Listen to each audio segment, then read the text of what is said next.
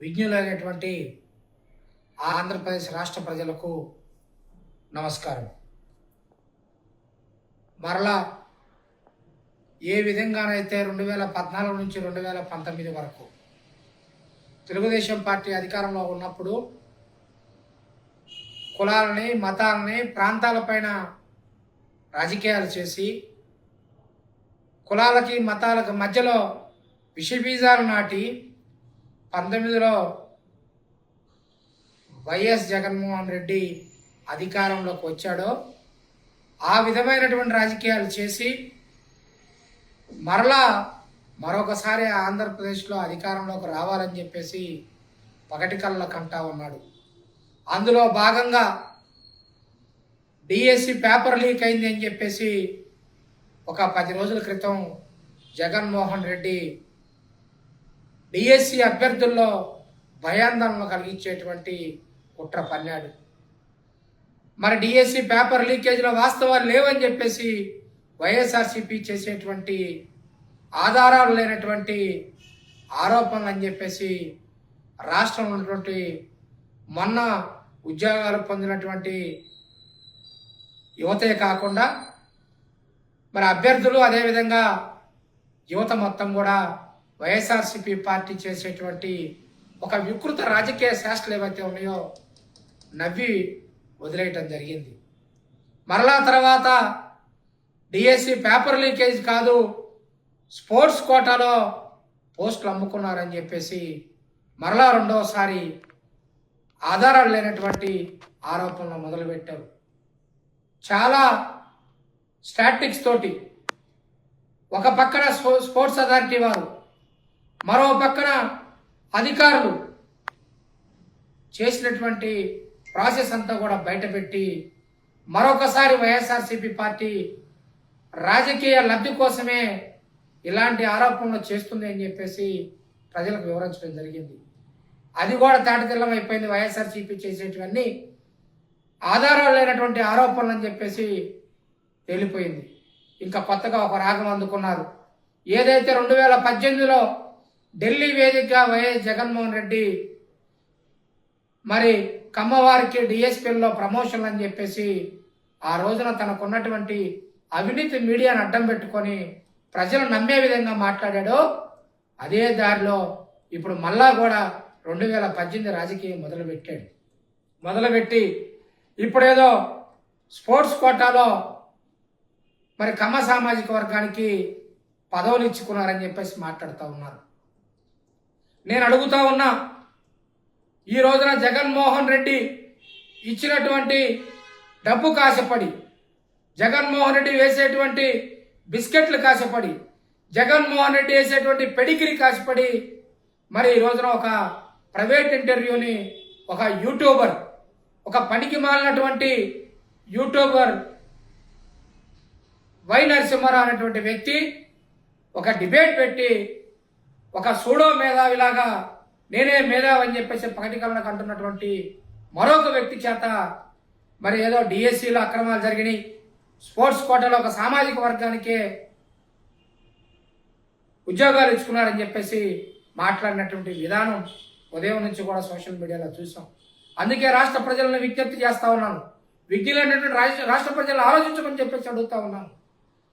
ఈ రోజున 421 పోస్టులు ఉండగా కేవలం అప్లై చేసుకున్నటువంటి ప్రతి ఒక్క అభ్యర్థి, ప్రతి ఒక్క క్రీడాకారుడి యొక్క సర్టిఫికెట్ని మరి వెరిఫికేషన్ చేసిన తర్వాత దాదాపుగా 9,000 మంది సర్టిఫికెట్లు వెరిఫికేషన్ చేసిన తర్వాత 900 మంది మాత్రమే ఎలిజిబుల్ అయితే దానిలో మళ్ళా కూడా ఇంటర్వ్యూ చేసుకొని కేవలం 421 పోస్టులు ఉంటే 389కి ఉద్యోగాలు మాత్రమే భర్తీ చేయడం జరిగింది. ఆ 381లో ఓసీలు ఉన్నారు, బీసీలు ఉన్నారు, ఎస్సీలు ఉన్నారు.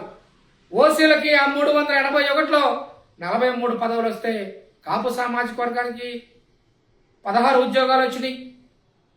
జగన్మోహన్ రెడ్డి సామాజిక వర్గానికి చెందినటువంటి మెరిట్లో ఉన్నటువంటి క్రీడాకారులకు 10 ఉద్యోగాలు వచ్చినాయి. అదేవిధంగా మీరు చెబుతున్నటువంటి సామాజిక వర్గానికి కూడా కొన్ని ఉద్యోగాలు వచ్చి ఉండొచ్చు.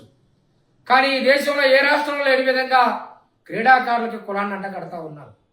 ప్రతిభకి కులాన్ని అంటగడతా ఉన్నారు. బహుశా నాకు తెలిసి సచిన్ టెండూల్కరో విరాట్ కోహ్లీనో ఆంధ్రప్రదేశ్లో కనుక పుట్టి ఉంటే వారికి కనుక క్రీడాకారుల యొక్క కోటాలో ఏదైనా పదవి వస్తే వారికి కూడా కులాన్ని ఆపాదించేవారేమని చెప్పేసి ఈ రోజున ప్రజలు మాట్లాడుకుంటా ఉన్నారు. పేడ్ ఆర్టిస్ట్ అయినటువంటి జర్నలిస్ట్ అయినటువంటి వైఎన్ఆర్ నేను అడుగుతా ఉన్నా, మిస్టర్ వైఎన్ఆర్, నీ స్టూడియో అడ్రస్ చెప్పు, టైం చెప్పు, నేను ఆధారాలతో సహా వస్తా. నువ్వు ఎవరినైతే ఇంటర్వ్యూకి పిలిచావో ఆ సూడో మేధావుని పిలువు, ఆ కుహానా మేధావుని పిలువు. ఆ సూడో మేధావి నువ్వు ఒకడివి, ఇద్దరు కలిసి కూర్చోండి. ఆధారాలతో నేను వస్తాను, మొత్తం సర్టిఫికెట్లు తీసుకొని వస్తాం, ప్రభుత్వం దగ్గర ఉన్న ప్రతి డేటాను తీసుకొని వస్తాం. ఆన్లైన్లో ఉన్నటువంటి డేటా, ఓపెన్గా ఇచ్చినటువంటి రిజల్ట్, ఉద్యోగాలు పొందిన వారికి అనుమానం లేదు, ఉద్యోగాల పొందడం కోసం అప్లై చేసుకుంటే అభ్యర్థులకి ఎవరికి అనుమానాలు లేవు. ఇక్కడ ఒక డిఎస్సి అయిపోయింది, మరొక టెట్ రాబోతా ఉంది, మరొక డిఎస్సి రాబోతా ఉంది. అందరూ కూడా బ్రహ్మాండంగా ప్రభుత్వం మీద నమ్మకంతో లోకేష్ బాబు గారు పాదయాత్రలో ఇచ్చిన హామీ మేరకు వెంటనే 16,000 ఉద్యోగాలు ఇచ్చారు. రేపో మాపో మరికొన్ని ఉద్యోగాలు రాబోతా ఉన్నాయి.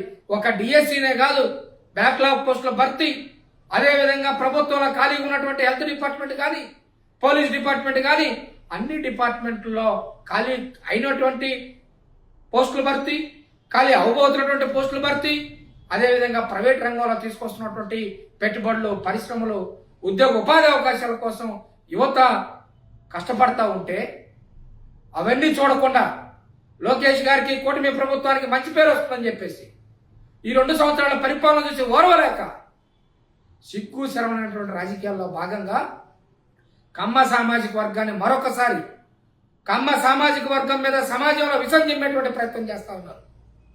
నేను ఈ రోజున విషం చిమ్మినటువంటి వ్యక్తులు ఇద్దరికీ చెప్తా ఉన్నా, లేదంటే ఇంకెవరికైనా సరే ఇలాంటి ఆలోచనలు ఉంటే ఆలోచన పరులకు చెప్తా ఉన్నా.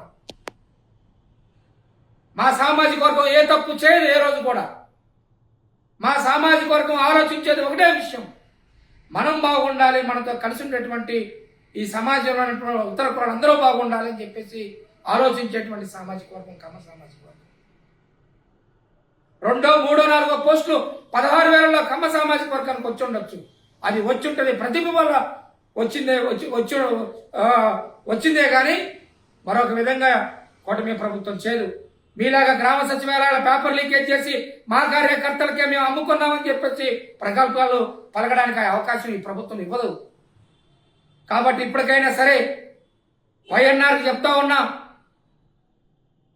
బుద్ధి తక్కువై తొందరలో తప్పు చేశారని చెప్పేసి ఒప్పుకొని బహిరంగ క్షమాపణ చెప్పాల్సినటువంటి అవసరం ఉన్నది. అంతేకాని ఒక సామాజిక వర్గం మీద ఈ సమాజంలో ఇతర కులాలలో విషబీజాలు నాటాలి, లేదంటే ద్వేషం పెంచాలి అని చెప్పేసి నీ పగటికలు ఏవైతే ఉన్నాయో ప్రజలందరూ కూడా గమనిస్తూ ఉన్నారు.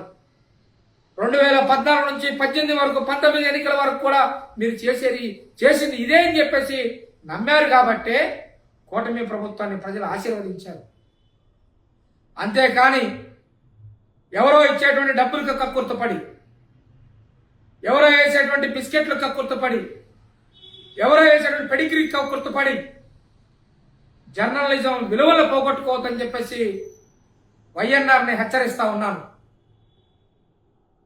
ఎవరికైనా సరే కమ్మ సామాజిక వర్గం మీద ఈ సమాజంలో విషబీజాలు నాటాలని కానీ, ద్వేషాన్ని పెంచాలని కానీ నిజంగా తప్పు చేస్తే మీరు ఖచ్చితంగా ఆరోపణలు చేయండి.